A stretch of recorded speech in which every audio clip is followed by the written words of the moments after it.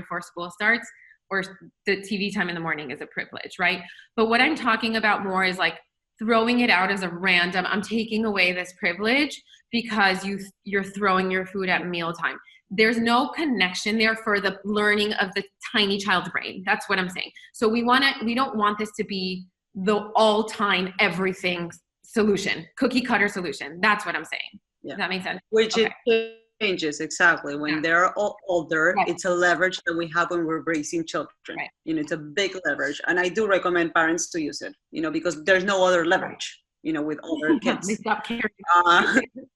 Exactly. It's our one thing.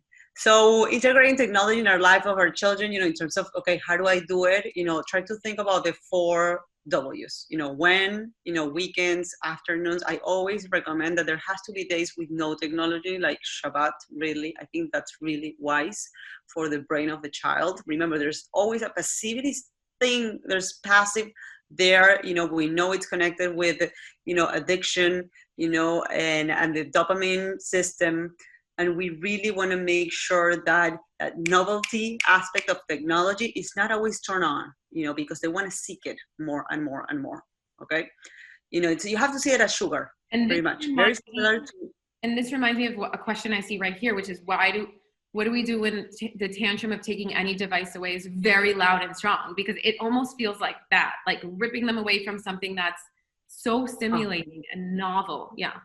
And if that happens, you have to evaluate, you know, maybe your parenting style, how is also affecting it. If you're being very consistent, if you're reinforcing that, you know, it has like different layers. It's not that simple.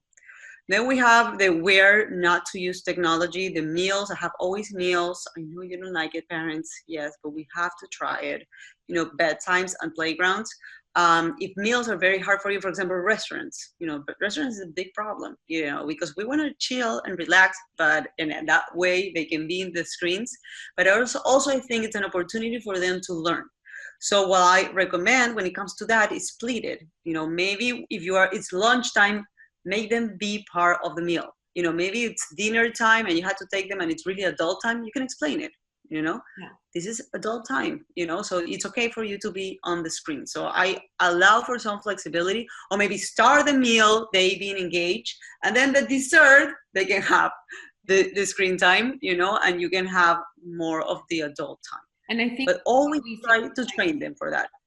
No, that I was going to say that I think that what we talked about earlier when we were talking about this is just like, try to be as intentional as possible about when you're giving screen time. And if you're finding that instead of it's a proactive choice, right? So you're deciding this, right? So I need alone time with an adult right now, and I'm deciding to do this, right? Because of this is intentional.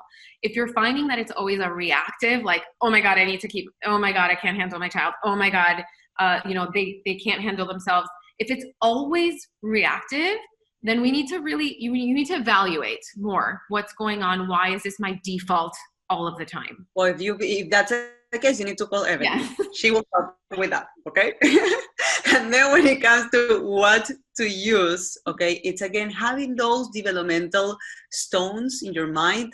Think about, you know, like, what are the weaknesses of my child, the strength of my child, what are the areas that I want to work on, you know, how is the technology can help me on that or not. That's what's the decision on the what.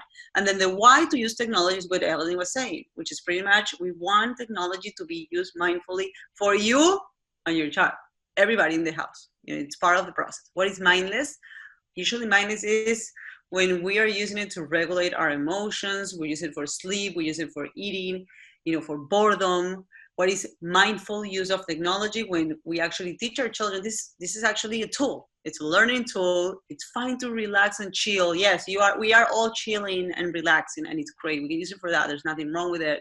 You know, as long as there's a short period of passivity for 0 to 5-year-old, okay? Because of what we said, 90% of the development happens at that age. So we have to be careful with that one. Relaxing time for children have to be with, you know, playing as well. Okay, we want to see more of the playing than using technology. And then parents' work tool. They copy our behavior. They copy us all the time. That is an age that they're, you know, the pretend game. It's a big part of their lives. So you can tell it right now. I am working. make sure they understand what you are doing in your phone, that you're not playing. You're actually doing something important, so that they perceive it as a tool. And then it can be a fun and playful tool as well. But see it, it's a tool. No, it's not a self-regulator. No, it's not a lifestyle. It's more of a tool. And I think right now we can do so much in our smartphone that it kind of like, it feels like it's like appendix. It's within, it's part of ourself. So there has to be time in your dynamic, in your relationship with your children. With the cell phone is